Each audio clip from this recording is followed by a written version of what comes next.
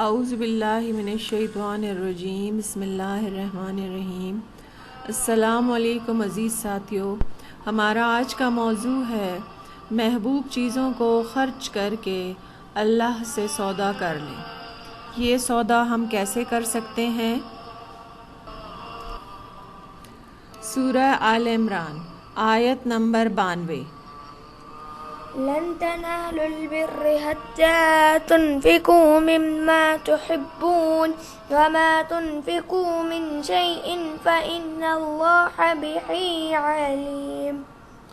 ترجمہ: تم نیکی میں کمال ہرگز نہ حاصل کر سکو گے جب تک اپنی سب سے پسندیدہ چیز اللہ تعالیٰ کی راہ میں نہ خرچ کرو، اور جو کوئی چیز تم خرچ کرو گے تو بے شک اللہ تعالیٰ اس کو جانتے ہیں۔ ہر شخص اپنے آپ کو نیک سمجھتا ہے اور چھوٹے موٹے اچھے عمل کر کے مطمئن ہو جاتا ہے۔ حقیقی نیکی اور تقویٰ اس کے حصے میں آتی ہے جو اپنی محبوب ترین چیزوں میں سے اللہ کی راہ میں خرچ کرتا ہے۔ البرو میں ایک وسعت کا معنی آتا ہے، خیر کثیر کا معنی بھی آتا ہے، یعنی تم خیر کثیر نہیں پا سکتے جب تک محبوب چیز خرچ نہ کرو۔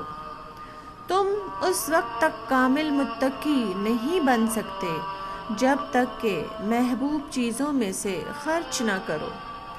البرو کے معنی جنت بھی کیا گیا ہے، یعنی جنت تک پہنچ نہیں سکتے جب تک کہ محبوب چیز میں سے خرچ نہ کرو۔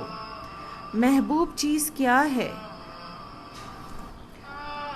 مثلا انسان مال کی محبت میں مبتلا رہتا ہے تو اس مال کو اللہ کے راستے میں لگانا۔ اولاد سے انسان کو بہت محبت ہوتی ہے، اس اولاد کو اللہ کے دین کے کام میں لگانا، اس پر ابھارنا، جیسے مریم کی والدہ نے اپنی اولاد کو اللہ کی نذر کیا، تو اسی طرح اپنے بچوں کو صرف اپنی ذاتی خدمت کی بجائے اللہ کے دین کی خدمت میں وقف کرنا بھی اس میں شامل ہو جاتا ہے۔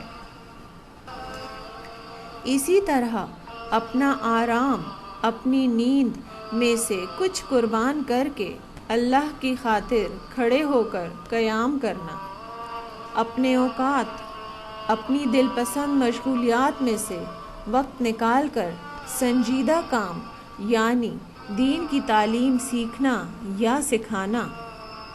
اسی طرح باقی اور چیزیں بھی جو ہمیں اپنے لیے پسند ہوتی ہیں انہیں دوسروں کے لیے پسند کرنا، مال، اولاد، اپنا آرام، نیند، وقت، باقی وہ چیزیں جو ہمیں اپنے لیے پسند ہوتی ہیں، ان سب چیزوں کو اللہ کے راستے میں خرچ کرنا اس میں شامل ہے۔ اور یقین جانیے جب ہم اپنی پسندیدہ چیزوں کو اللہ کی راہ میں خرچ کریں گے تو اس سے بہترین سودا اور کوئی نہیں۔ اور یقین جانیے کہ اللہ کو ہماری عبادات اور ہمارے مال و دولت کی کوئی ضرورت نہیں ہے، بلکہ اس میں تو ہماری اپنی ہی خیر ہے۔ اللہ تعالیٰ اس خیر کو پانے کی ہمیں توفیق عطا فرمائے اور ہمیں اپنی بہترین چیزوں میں سے اللہ کی راہ میں خرچ کرنے کی طاقت دے۔ آمین یا رب العالمین۔ آپ کا اور میرا اللہ تعالیٰ حامی و ناصر ہو۔ والسلام علیکم ورحمۃ اللہ وبرکاتہ۔